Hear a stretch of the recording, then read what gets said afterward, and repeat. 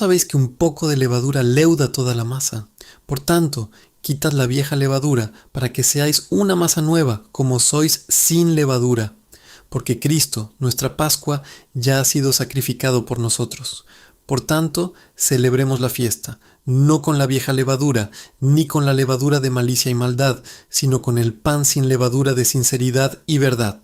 Primera de Corintios 5, 6 al 8. Lo que Dios ha unido, que no lo separe el hombre. En las Escrituras, las doctrinas de la gracia están intrínsecamente ligadas a los preceptos de la santidad. Donde la fe marca el camino, las virtudes las siguen de cerca.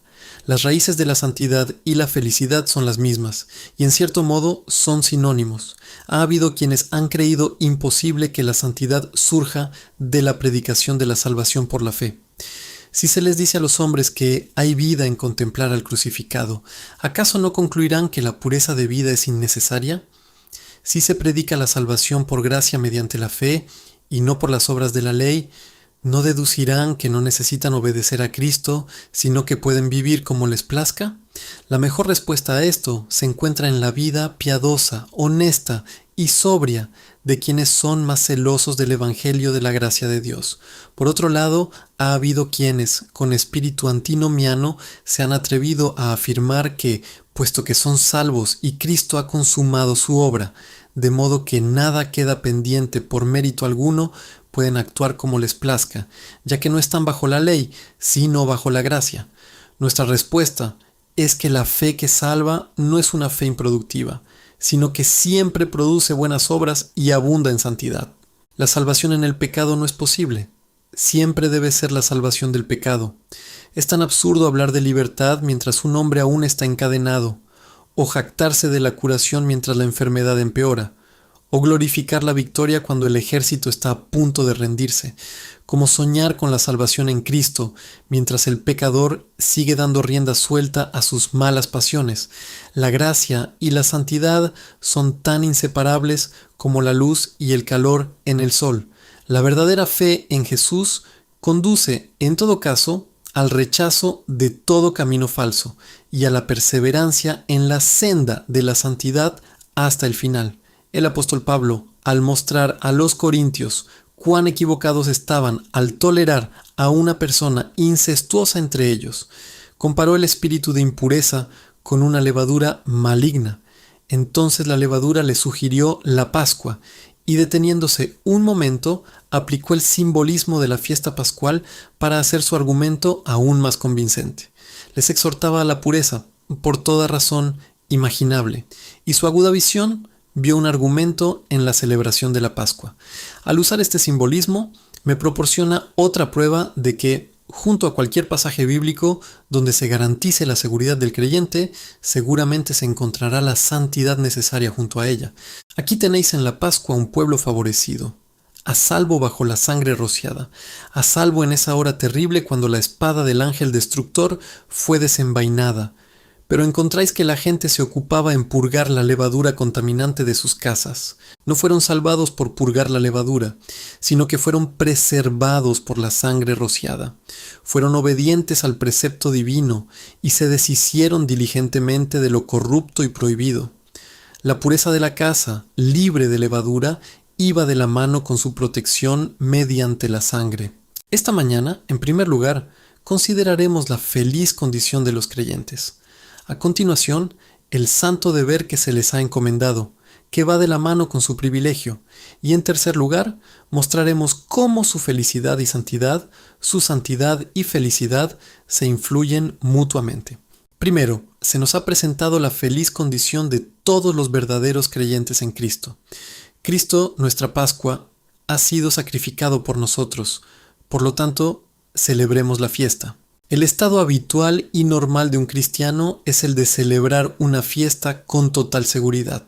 Por regla general, debemos ser como los israelitas que se sentaban a la mesa de la fiesta de la Pascua, con los lomos ceñidos y los bastones en las manos, esperando una liberación gozosa. Observen cómo lo expresa el apóstol. Analicen sus palabras una por una. Cristo, nuestra Pascua, se sacrificó por nosotros.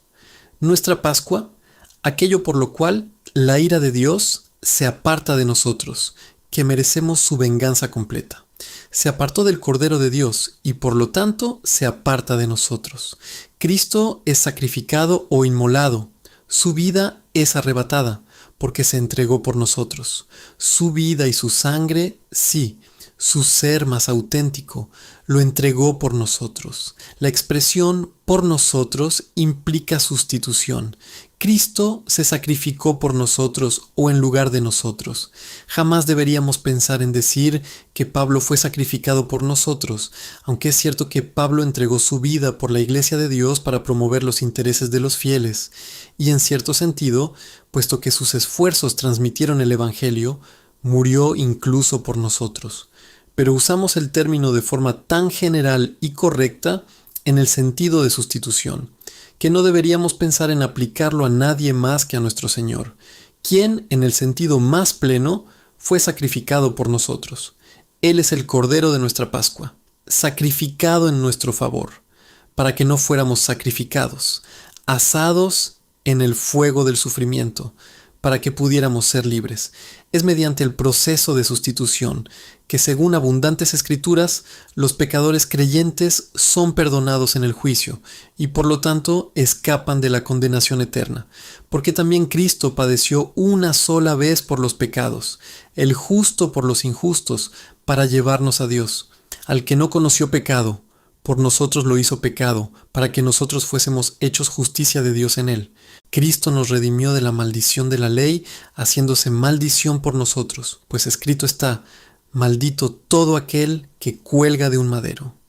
Porque así como por la desobediencia de un solo hombre muchos fueron constituidos pecadores, así también por la obediencia de uno solo muchos serán constituidos justos.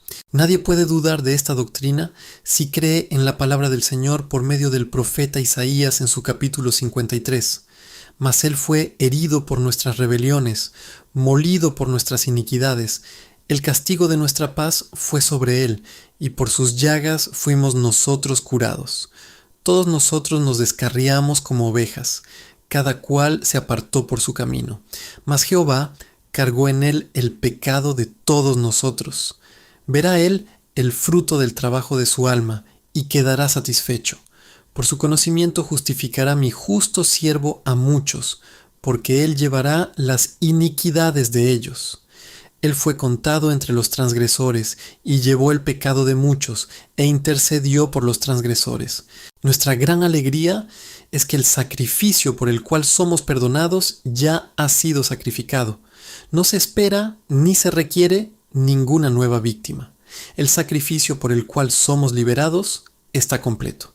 Malditos sean todos los que dicen que se ofrece continuamente a Dios un sacrificio en la misa por el cual se completa el sacrificio de Jesucristo. Él ha dicho: consumado es, y son mentirosos ante Dios los que dicen lo contrario. Este hombre, después de haber ofrecido un solo sacrificio por los pecados para siempre, se sentó a la diestra de Dios. ¿Me consideran severo en mis palabras? No digo otra cosa que Pablo dijo: si alguno predica otro evangelio, sea anatema. Todo lo que se necesitaba para expiar nuestro pecado, todo lo que se requería para vindicar la ley de Dios, ya está ofrecido. No queda nada que presentar por los llamados sacerdotes en la tierra, ni que compensar con las penitencias y pagos de sus engañados. Nuestra Pascua está sacrificada. Que otros ofrezcan lo que quieran, nuestro es el Cordero que una vez fue inmolado, y ya no queda ningún sacrificio por el pecado. Esta plenitud del sacrificio es, en efecto, la parte principal de la fiesta que el cristiano debe celebrar perpetuamente. Si aún quedara algo por hacer, si el sacrificio expiatorio fuera imperfecto, ¿cómo podríamos celebrar la fiesta? La ansiedad destruiría todo gozo. Todo está consumado. Es el júbilo que nos invita al banquete celestial de la paz presente. El hecho de que seamos completos en Él, perfectos en Cristo Jesús, es el mayor deleite de nuestra alma. Nuestro sacrificio ha sido inmolado. Por lo tanto, dice el apóstol, y es una inferencia natural de ello, celebremos la fiesta. Por lo cual entiendo esto: Jesucristo, el Cordero Pascual, no solo fue ofrecido como sacrificio a Dios, sino que se ha convertido en una fiesta para nosotros. En Él tenemos comunión con Dios y gozo y paz por medio de la fe. Debemos celebrar la fiesta alimentándonos de Cristo. El Cordero Pascual no fue inmolado para ser contemplado, para ser guardado, ni simplemente para ser tema de conversación, sino que fue inmolado para ser alimentado. Así pues, cristiano, es tu deber diario alimentarte de Cristo Jesús, cuya carne es alimento verdadero y cuya sangre es bebida verdadera. Jesús es el alimento con el que tu fe debe nutrirse, y qué alimento tan rico es. Dios sobre todas las cosas, bendito por siempre, nos ha redimido. El Verbo hecho carne, que habitó entre nosotros, ha sido sacrificado por nosotros. Alma mía, ¿qué más se puede pedir? ¿Qué más puedes desear? ¿O qué puede exigir el Todopoderoso? Un sacrificio divino, un hombre perfecto, en unión con el Dios eterno, muere por ti. ¿Qué más se necesita para que tu fe sea firme e inquebrantable? Ven y aliméntate de este pan que descendió del cielo. El amor infinito del gran sacrificio, su asombrosa sabiduría, su mérito trascendente, la abundante plenitud de las bendiciones que asegura, que vuestras almas consideren estas cosas y se alimenten de ellas hasta que estén satisfechas con el favor y llenas de la bondad del Señor. He aquí una fiesta cuyos manjares nunca se agotan y de la que los invitados nunca tienen que irse. Recuerda que en la cena pascual se pretendía comer el cordero entero, y así también, oh creyente, todo Cristo debes alimentarte. Ninguna parte de Cristo te es negada, ni su humillación ni su gloria, su realeza ni su sacerdocio, su divinidad ni su humanidad. Todo esto te lo ha dado a ti y para ti, y ahora debes nutrir tu alma meditando en él. No olvides, además, que un banquete no es solo para alimentarse, sino para algo más, para la alegría, para el júbilo. En este sentido, celebremos también un banquete para toda la vida. El cristiano no solo debe asimilar las doctrinas que conciernen a Cristo, para edificar su alma con ellas como el cuerpo se edifica con el alimento, sino que también puede extraer de ellas el vino de la alegría y el vino nuevo del deleite. Es justo que nos regocijemos en Cristo Jesús. Él es la bienaventuranza de los santos. ¿Acaso no es una alegría inefable y gloriosa saber que mi pecado jamás me será imputado si soy creyente, que mi pecado ha sido puesto a la puerta de Jesús y Él lo ha quitado todo, de modo que si se busca no se hallará? ¿Acaso no es un deleite intenso creer que Jesús ha quitado el pecado de forma tan eficaz que ningún ángel destructor puede tocar a uno de sus santos? Al no haber condenación, no puede haber castigo para nosotros, ni en este mundo ni en el venidero. Estamos tan seguros como Israel cuando la puerta fue rociada con sangre, y más justificados, ascendemos a una posición superior. Somos adoptados en la familia de Dios, y si somos hijos, también herederos. ¿Qué panorama de gloria se abre ante nuestros ojos al oír la palabra herederos de Dios? Todo es nuestro, porque Cristo, nuestra Pascua, fue sacrificado por nosotros. Alábenlo con címbalos resonantes.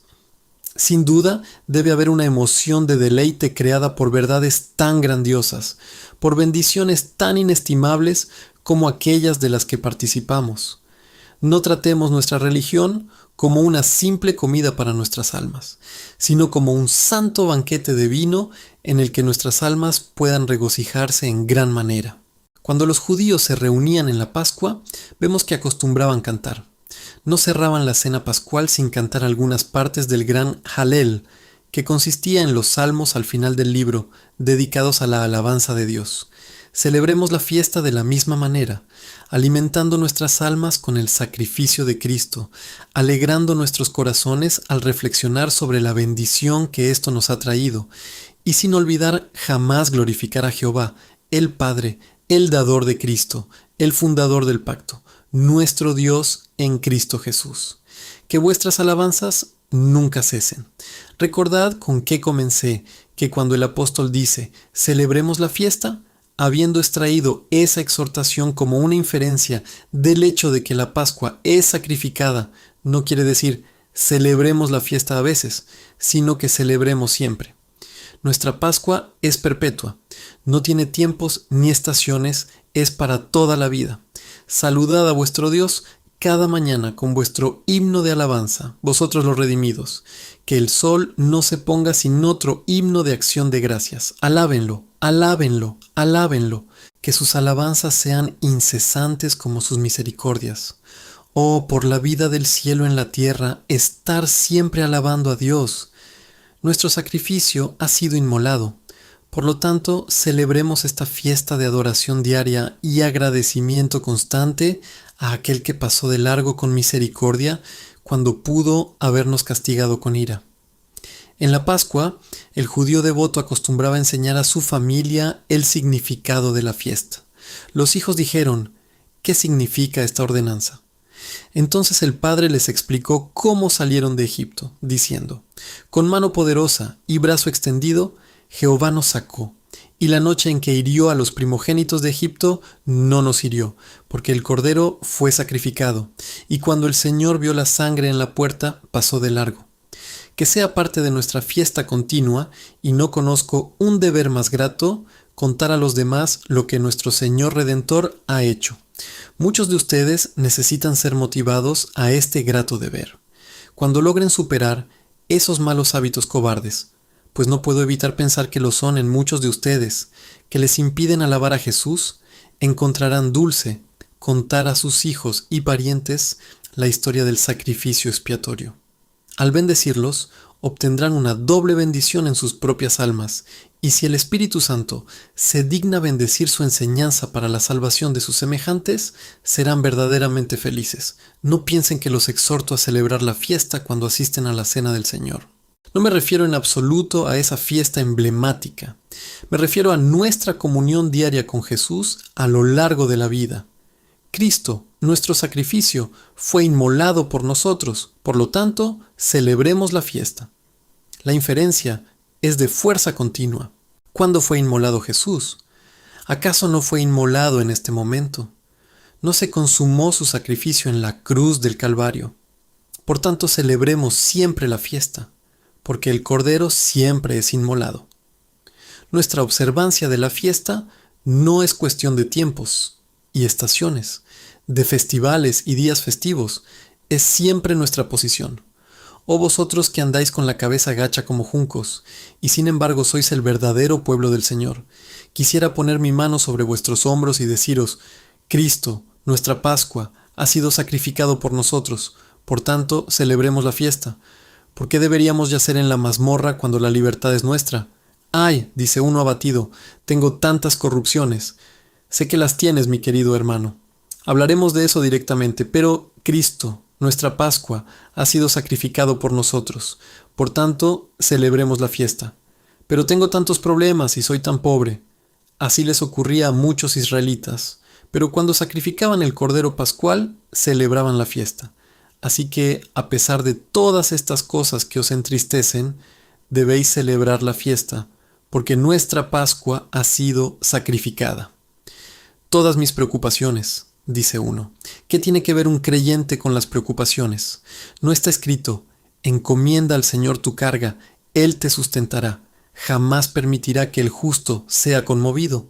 No puedes celebrar un banquete mientras la preocupación como una arpía revolotea sobre la mesa. Pero, como Abraham, ahuyentemos a las aves de rapiña y celebremos el banquete. Ah, pero estoy pensando en el pasado. Mis viejos pecados aún me persiguen. ¿Qué, después de que Cristo fue sacrificado tu Pascua? Ciertamente el pasado es borrado y perdonado. Aún así, dice uno, mi mente está pesada, mi arpa está en los sauces. ¿No te aliviará la visión del Calvario? Jesucristo se hizo maldición por ti, para que ya no fueras considerado maldito. ¿No te hará esto elevar la nota de acción de gracias? Ciertamente debería. Siempre debería ser tiempo de fiesta con los siervos de Dios, ya que Cristo fue sacrificado su Pascua. Pero no tengo nada en que alegrarme, dice uno, excepto mi religión. ¿Qué más quieres? ¿Qué se trajo a la mesa en aquella cena pascual como muestra de alegría, aparte del Cordero Pascual? Reconozco que había algo más en la mesa, pero ¿qué era? Hierbas amargas. ¿Acaso no contribuían a la alegría? No era una salsa picante como las que solemos usar, sino hierbas amargas y aromáticas. Estas no agradaban al paladar, pero aún así el banquete se centró en el cordero, que era todo lo que necesitaban. Así también puedes traer las hierbas amargas de tu profundo arrepentimiento por el pecado que hizo necesario que el Cordero de Dios muriera. Pero todo el banquete está en él, y todo el mundo no puede aportar nada a ese banquete sino hierbas amargas. Si tuvieras todo el mundo y obtuvieras consuelo de él por un tiempo, al final se volvería amargo como el ajenjo.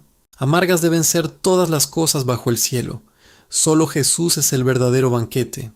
Alma mía, regocíjate siempre en el Señor, porque siempre tienes razón para triunfar, puesto que Jesucristo fue inmolado. Si tuvieras todo el mundo y obtuvieras consuelo de él por un tiempo, al final se volvería amargo como el ajenjo. Hierbas amargas deben ser todas las cosas bajo el cielo. Solo Jesús es el verdadero banquete.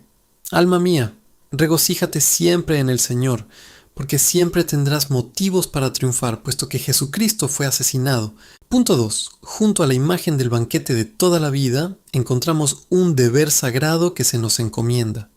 Por lo tanto, eliminen la vieja levadura.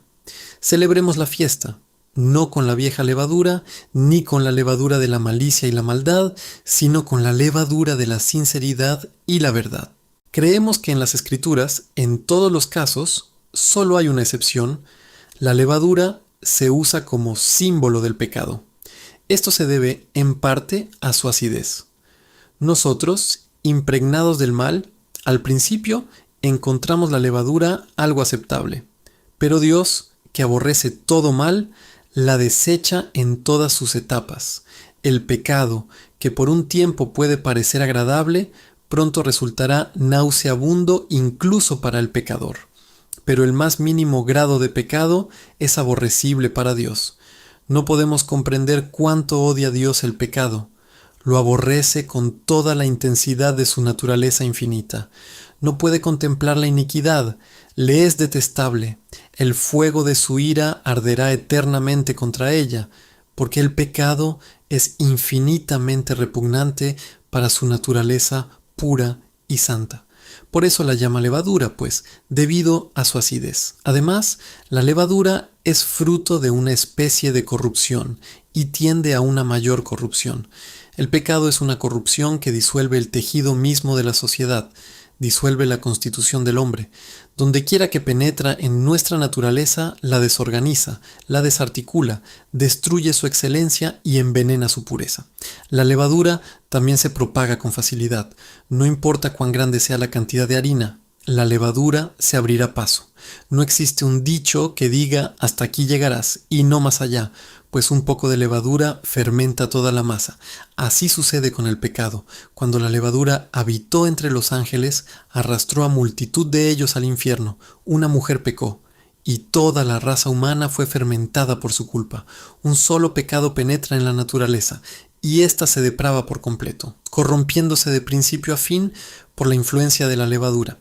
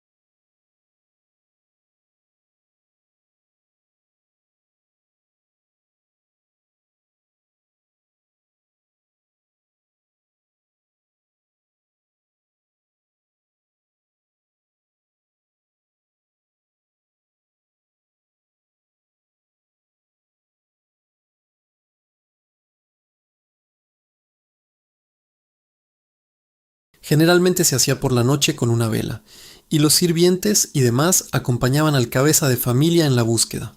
Se sacudían las ropas, se vaciaban los armarios, se abrían los cajones, y si un ratón cruzaba la habitación y se suponía que podía llevar una miga de pan en su hocico, temblaban por temor a que una maldición cayera sobre el hogar. Se volvieron tan estrictos que nuestro Salvador podría haberlos reprendido como si se tratara de un mosquito mientras se traga un camello. Nosotros, sin embargo, no tenemos por qué temer un rigor excesivo al intentar librarnos del pecado.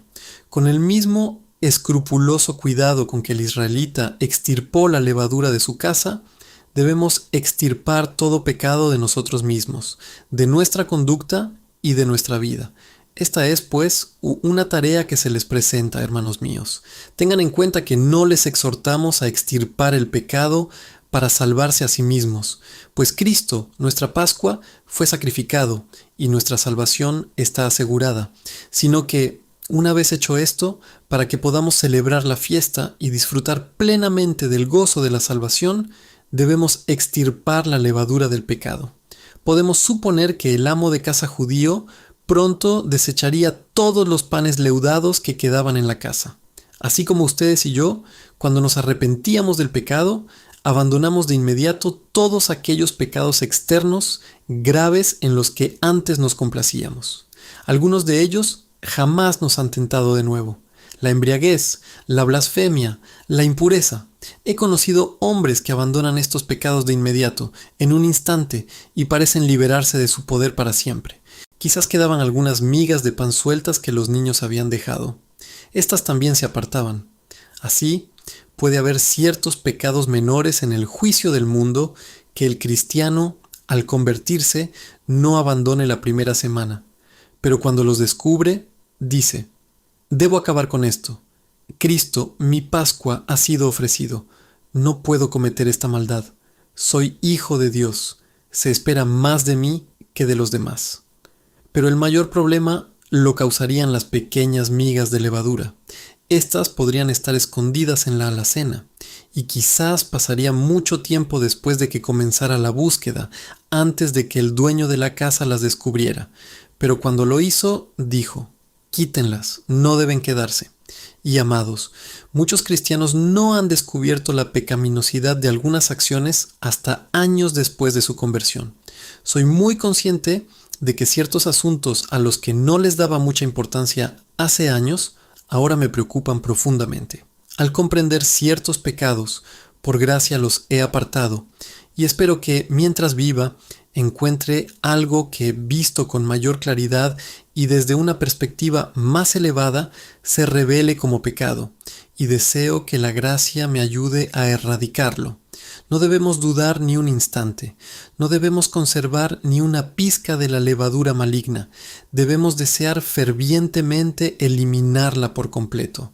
Se registró toda la casa. He visto una imagen donde se representa al sirviente limpiando los utensilios de cocina, la ama de casa revisando prendas y tazas en el comedor, y el amo y sus hijos abriendo armarios y arcones, investigando diligentemente.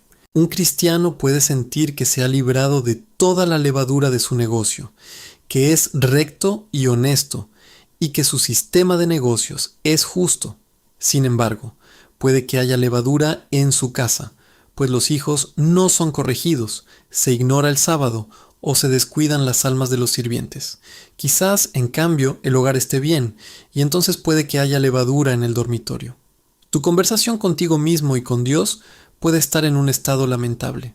La oración puede ser contenida. Supongamos que te has purgado de la levadura de la hipocresía y eres sincero. ¿Estás también libre de la levadura de la ira? ¿No puedes seguir siendo lento para perdonar?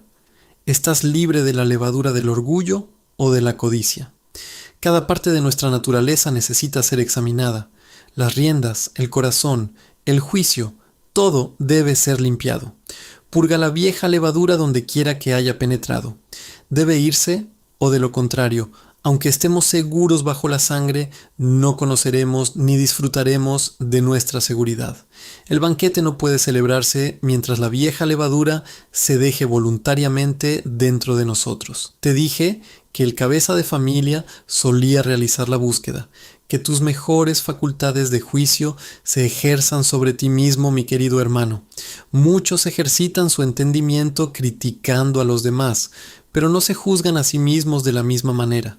Que tu principal y primordial pensamiento sea, ahora que eres salvo, librarte del pecado, que las facultades maestras de tu alma sean llamadas a esta obra de purificación, y pídele al Maestro mismo que te ayude.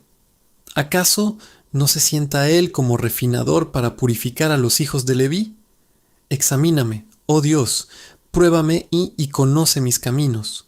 Tus ojos pueden ver lo que los míos no pueden. Que el gran purificador elimine de nosotros cada migaja de la vieja levadura de nuestra corrupción natural. Dije que una vela se usa para iluminar cada rincón de la casa, para que ninguna levadura pase desapercibida. Toma la vela de la palabra de Dios, la vela de su Espíritu Santo. ¿Dices acaso? No hay nada malo en mí si me comparo con mis semejantes. Hermano mío, es poco decir eso. Ser aprobado por los hombres es un estándar pobre para un cristiano. ¿Te reprocha tu propio corazón? ¿Te reprocha la palabra de Dios? Compararme con mis semejantes y decir, en comparación con ellos, soy generoso con los pobres y diligente en el servicio de Dios. Esto es orgullo por ser más alto que los pigmeos o más bello que los moros. Compararte con Pablo, con Juan, con Brainerd o Rutherford es un mal consejo. Pues ¿qué eran los mejores discípulos comparados con su maestro? No debe haber un estándar más bajo para nosotros que la perfección de Cristo. Para purgar la vieja levadura se necesitarán muchas barridas de la casa. Una sola no bastará. Debes buscar, buscar y buscar sin cesar hasta llegar al cielo. El lema de tu vida debe ser: vigila, vigila, vigila. Porque ten en cuenta, seguro que dejarás algo de levadura, y si dejas un poco, funcionará y se extenderá. El pecado siempre tiene una tendencia a crecer, y hasta que el Espíritu Santo haya cortado la última raíz del pecado, el mal volverá a crecer en el corazón. Al oler el agua, brotará y echará nuevos retoños. Aquí hay trabajo para toda la eternidad, suficiente para mantenernos ocupados hasta que lleguemos a la eternidad. En el texto se insinúa que hay formas de maldad contra las que debemos estar especialmente atentos, y una de ellas es la malicia. ¿Es probable que un cristiano sea malicioso? Confío en el sentido fuerte de ese término que hemos tratado sobre malicia, pero he conocido creyentes que han tenido un sentido muy agudo de la justicia, y en eso han sido encomiables, que se han dejado llevar demasiado por el espíritu aquí censurado, es decir, han sido muy severos, críticos y enojados con la gente por no ser perfecta, aunque ellos mismos no son perfectos, y aunque saben que si son mejores que otros, es por la gracia de Dios que así lo han hecho. Sin embargo, son amargos e insensibles hacia las imperfecciones de los cristianos, y albergan sentimientos de prejuicio, sospecha y mala voluntad. No buscan la mejora de los defectuosos, sino su exposición y condenación. Persiguen a personas sinceras pero defectuosas y las denuncian, pero nunca por casualidad ofrecen una excusa para ellas. En algunos creyentes hay demasiada levadura de la charla hiriente. Hablan entre sí sobre las faltas de sus hermanos y, en el proceso de difamación, se dañan los caracteres y se mancha la reputación. Ahora bien, debemos apartar de nosotros los juicios severos y las malas palabras como si fueran levadura agria. Si alguien me ha ofendido, debo perdonarlo, y si lo encuentro falto, debo amarlo hasta que mejore. Y si no puedo mejorarlo con el amor ordinario, debo amarlo más, así como Cristo amó a su iglesia y se entregó por ella, para presentársela a sí mismo como una iglesia gloriosa, sin mancha, ni arruga, ni cosa semejante. No la amó porque no tuviera mancha ni arruga, sino para quitarle las manchas y las arrugas. La amó hasta la santidad. Tengan mucho cuidado también de que se purifique toda forma de hipocresía, pues el apóstol nos dice que comamos la Pascua con el pan sin levadura de la sinceridad y la verdad. Dejemos de hablar más allá de nuestra experiencia. Nunca oremos más allá de lo que queremos decir. Pídele a Dios, hermano mío, que nos limpie de toda irrealidad, para que no haya en nosotros nada más que metal verdadero. Hay una fuerte tentación entre los ministros cristianos y los cristianos de todo tipo de aparentar ser un poco más de lo que son. Que Dios nos libre de ello. El hombre cristiano debe aborrecer la más mínima mancha de hipocresía. Toda mala voluntad y toda mera apariencia deben ser detestables para el cristiano, pues donde éstas hay puede haber poca o ninguna comunión con Jesús. La comunión del cielo no se disfruta donde se tolera la levadura del infierno. 3. Nuestro último punto será tocado brevemente. La felicidad del creyente actúa sobre su santidad y su santidad sobre su felicidad. En primer lugar, la felicidad actúa sobre la santidad. Hemos descrito la fiesta pascual. Repásala. Si sé que me alimento de Cristo día a día, quien fue sacrificado por mí, la felicidad que siento me lleva a decir, pero fue adquirido a un precio muy alto. Mis pecados mataron a mi Salvador y por lo tanto mataré mis pecados. Cada vez que experimentas el amor redentor, sientes que el pecado es algo cruel y detestable, y por lo tanto lo destruirás. Sentados como están dentro de la casa, y sabiendo que están a salvo porque la sangre está en el dintel de afuera, ¿qué sigue? Dirán, los primogénitos de Egipto fueron asesinados, y yo fui preservado. ¿Qué, entonces? Pues debo ser el primogénito de Dios, y debo pertenecerle. No sois vuestros, sino que habéis sido comprados por un precio. Es la voz del ángel al pasar junto a la casa que no debe entrar para destruir. ¿Acaso Cristo me amó y murió por mí? Entonces soy suyo. Y si soy suyo no puedo vivir en pecado. Si he sido redimido, ¿cómo puedo seguir siendo esclavo? Si pertenezco a Jesús no puedo servir al diablo. Debo librarme del pecado. Además, si siento que todo está a salvo, mi mente está tranquila y puedo preocuparme por el estado de mi corazón. El israelita estaba seguro dentro de su casa. No necesitaba vigilar afuera. La sangre rociada era su seguridad y por lo tanto tenía tiempo y espacio para ocuparse del interior de su morada. Ahora bien, dijo el creyente, no tengo nada que ver con salvarme a mí mismo, porque mi salvación está consumada, y por lo tanto me ocuparé de mi crecimiento en la gracia. Aquel a quien se le facilita el trabajo exterior, bien puede ocuparse de su trabajo interior y dedicar sus pensamientos con fervor a la purificación de la vieja levadura. La libertad del miedo que se obtiene mediante la sangre de Jesús brinda la paz mental necesaria para una búsqueda minuciosa de los pecados. Además, el cristiano se siente animado a deshacerse de la levadura del pecado, porque tiene la visión de un intercambio provechoso. El israelita renunció al pan leudado, pero pronto tuvo en su lugar alimento de ángeles. Así dice el cristiano, renuncio a estos pecados. Antes me eran dulces, ahora son agrios, apestosos, levadura corrupta. Recibiré gozos más nobles, la comunión con el cielo será mi porción. Con gusto me desprendo de la levadura, porque estoy llamado a comer el pan de los ángeles, más aún el pan de Dios. El cristiano, que sabe que su pecado es perdonado, siente que el Dios que pudo quitarle su carga de pecado, seguramente le ayudará a vencer sus corrupciones. Cuando veo el Calvario, creo que todo es posible. Si Jesús puede borrar el pecado, su espíritu puede someterlo.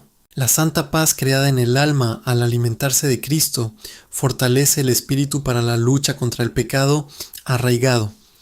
Lo venceremos, expulsaremos a los cananeos que contaminan nuestras almas, seremos puros, seremos perfectos, porque mayor es el que está con nosotros que todos los que están contra nosotros.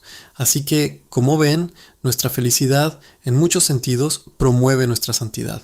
Estoy seguro de que no necesitarán que les explique que la santidad produce felicidad. ¿Qué paz se siente el alma cuando uno piensa, he hecho lo correcto, he abandonado lo malo? Admito que la profunda paz del creyente proviene de la sangre rociada, pero se disfruta purificando la levadura. Uno se pregunta, ¿puedo creer en Cristo si vivo en pecado? Y recupera la reconfortante sensación de que Jesús es suyo cuando siente con sinceridad que, por medio del Espíritu Santo, ha renunciado a sus antiguos pecados. Purificar la levadura limpia las evidencias y por lo tanto permite celebrar la fiesta. Estaban seguros gracias a la sangre, pero ahora encuentran felicidad en una sensación de seguridad, una felicidad que les habría sido arrebatada si hubieran caído en el pecado. Hermanos míos, ¿cómo podemos esperar disfrutar de la comunión con Jesucristo mientras nos entregamos al pecado? Estoy seguro de que descubrirás que, en el fondo, nuestra falta de comunión con Cristo surge de nuestra falta de cuidado al caminar ante el Señor. A veces leo las cartas del Santo Rutherford y digo, ojalá viviera así. Ahora bien, si no lo hago, ¿es culpa de Cristo o mía? Puedo decir que es culpa de Cristo, no me atrevo. Él está tan dispuesto a revelarse a mí como a cualquiera de sus siervos. Entonces, es mi culpa. Querido hermano, si no caminas en la luz como Cristo está en la luz, no es porque Él no quiera que camines en su luz, sino porque te mantienes alejado de Él y por lo tanto caminas en tinieblas. ¿Crees que los rostros tristes entre los siervos de Dios se deben a su pobreza? Algunos de los santos más pobres han sido los más alegres. ¿Crees que se deben a sus enfermedades? Pues bien, hemos conocido personas postradas en cama por enfermedad durante 20 años seguidos que han encontrado un verdadero paraíso en la tierra en su habitación de languidez. ¿Qué es lo que hace que el pueblo de Dios parezca tan triste? Es la vieja levadura. Celebremos la fiesta, dice el apóstol, pero es inútil esperar hacerlo mientras conservemos la levadura. Quizás haya algo que sabemos que es nuestro deber, pero no lo hemos cumplido. Esa negligencia arruinará nuestra fiesta.